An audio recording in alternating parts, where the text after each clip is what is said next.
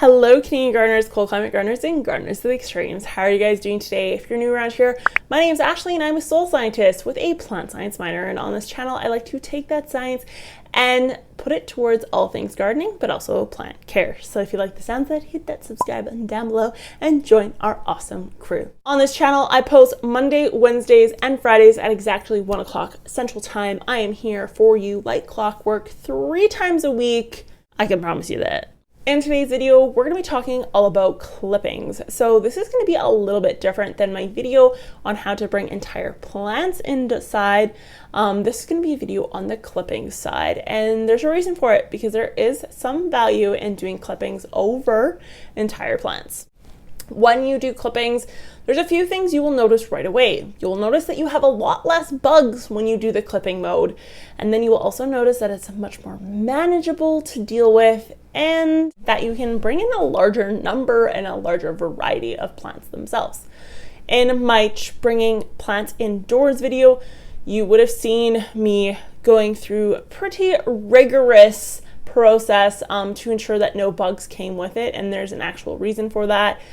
Bugs and outdoor plants coming inside is an actual very real thing, and it can kill your plants very quickly, and it can kill your plants that you have indoors. So there's some basic rules you want to follow when you're doing that. So be sure to check that video out if you want to bring the entire plant inside.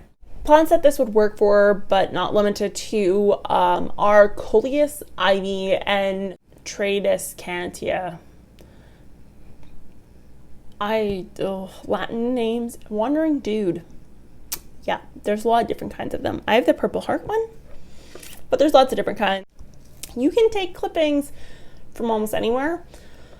So ask first, but things like malls right now probably would let you take clippings from the plants because they know that they're about to freeze over, neighbors, all that sort of stuff. What you're gonna wanna do is you can snip it as close to the base or as close to the top as you actually want.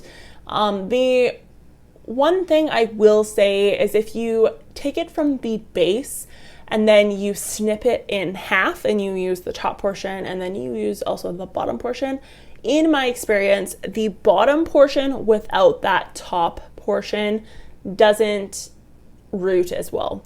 And there's a reason for that. I have a video on it. I'm working on a series for it. And it's basically all about meristematic stem tissue and the plant science behind it. I have it on the uploads thing, but I haven't uploaded it because it's really intense. So I think it's going to be like a winter video that I'll upload then. But essentially there's a growth node on the top portion of the plant, and that growth node, or that commanding cells, the boss cells, don't exist anywhere other than that growth tip. So that is kind of the reason why you don't see that. But that's just my experience. You usually are going to get better results if you can get your hands on the growth tip portion. Then what you're going to want to do is you're actually going to want to rip off a majority of the leaves going down the stem, leaving just a few leaves at the top. The few leaves at the top are actually going to be your photosynthesis areas.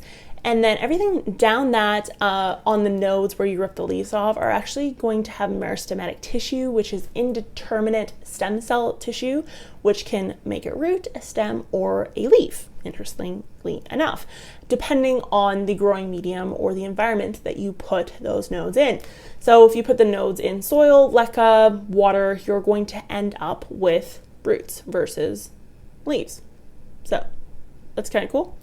Kind of plant sciencey, but that is essentially what you're doing in this case. For the most part, with garden type plants, ivies, wandering dudes, and coleus, I find that water propagating is the best, and in my experience as well, not just any kind of water propagating, specifically water propagating in dark areas. So the upper portions of the plant are exposed to light, but the bottom portions are in some sort of darkened area that isn't exposed to light. So I know really famously you see like the glasses and the propagation stations where they're clear and they're pretty and all that stuff. Roots don't like sun at all, really, at all. And meristematic cell tissue, so the stem tissue, is very photosynthetic sensitive. And when I say the environment matters when we're deciding, when the stem cells are deciding what job they need to take, if you're exposing it to a lot of light and sun, it's going to be heavily confused, because as far as the stem cell tissue is concerned, if you're putting out roots, you're putting roots out into a very dark environment rather than a very well lit environment.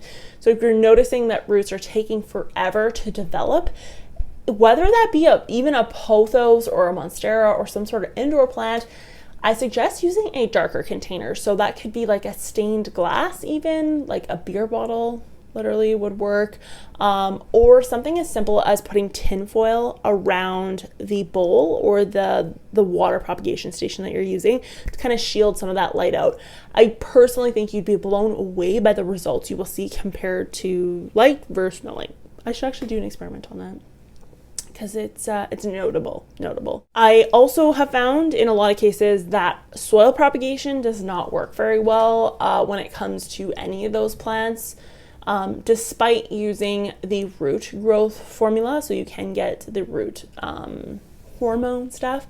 It's not necessary in a lot of cases, and if you want to use it, you can actually mix it into the water as well.